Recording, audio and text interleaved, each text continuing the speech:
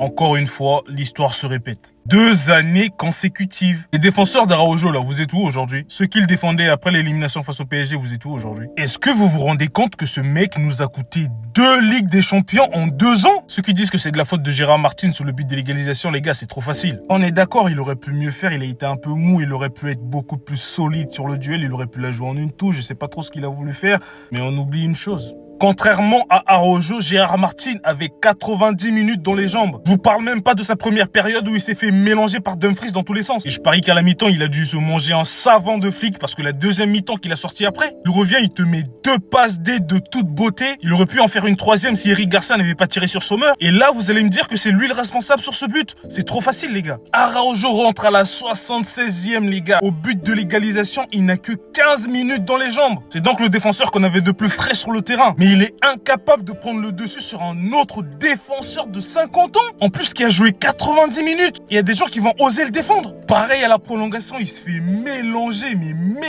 par un Thuram qui était cramé. Non, c'est une dinguerie, les gars, c'est une dinguerie. Eh, j'en ai marre et on va revenir plus fort l'année prochaine, on va revenir. Combien de fois on est revenu? Ici, c'est pour revenir à chaque fois avec des mecs comme ça pour qu'ils nous plombent encore une fois, ça sert à rien en fait. Franchement, Araujo, ça y est, c'est fini, je le considère plus comme un joueur du Barça, c'est terminé. J'avais déjà pris sur moi après le PSG, je me suis dit, vas-y, on lui laisse une chance, peut-être qu'il va se rattraper. Et tu parles.